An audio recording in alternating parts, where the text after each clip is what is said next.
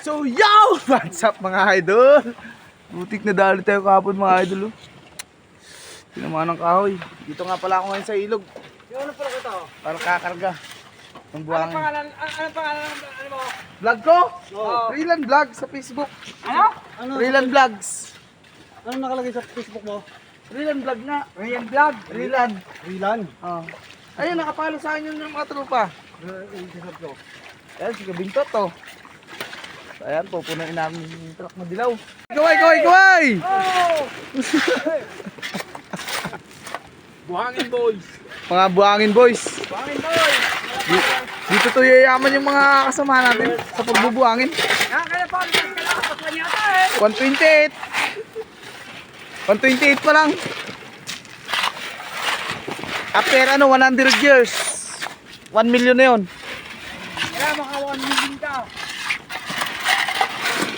Ito na nun. Napuno. Party na sila. Party na. Amok mo Kabintot! Ano, times 10? Times 10. Scatter na naman.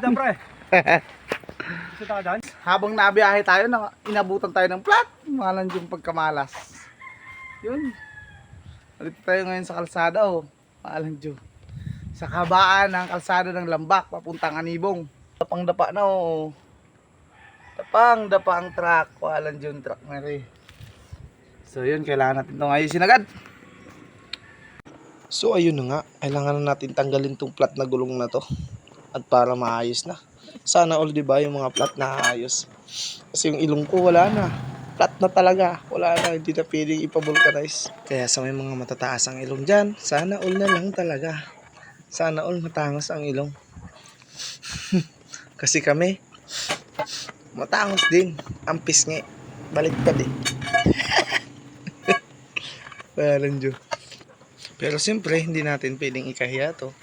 Gawa ng, ito talaga ang ilong ng mga Pinoy. Tunay na Pinoy. Kaya may mga matatangos na ilong dyan, ibang lahi na yan. At tayo lang ang tunay, boy. Kami lang ang tunay na Pinoy. So yun na nga. Matatanggal natin to. Ang tagal naman kasi matanggal, ba? Walang Diyo. Napakahirap naman tanggalin ng mga bolt na to. Gawa ng, ang tagal na kasi hindi natatanggal yan.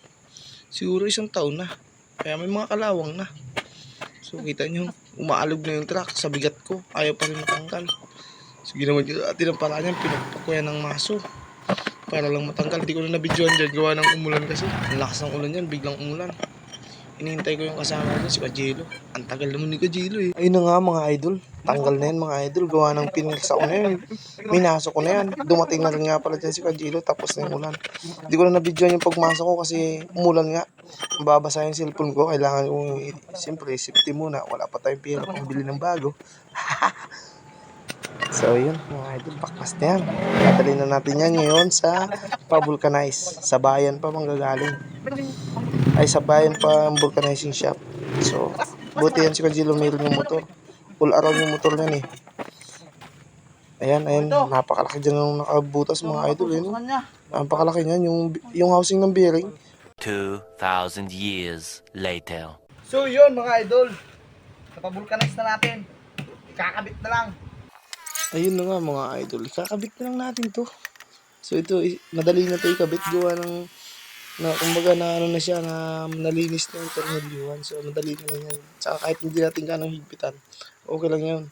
Para sa sunod man na mabutas, kaya natin tanggalin na kaagad-agad. Kahit wala tayong helper.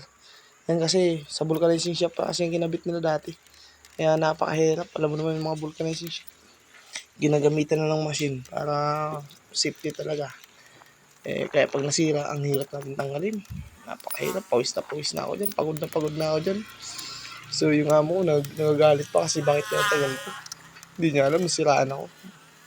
Kaya minsan yung amo natin, masarap yung ano yun. So, yun na. Kaya na humusga mga idol. So yan, hinigpitan. Higpit yan mga idol. Yan. Tapos na. Shift na naman ang biyahe natin. So yun. Biyahe na ulit. Ako, Katil.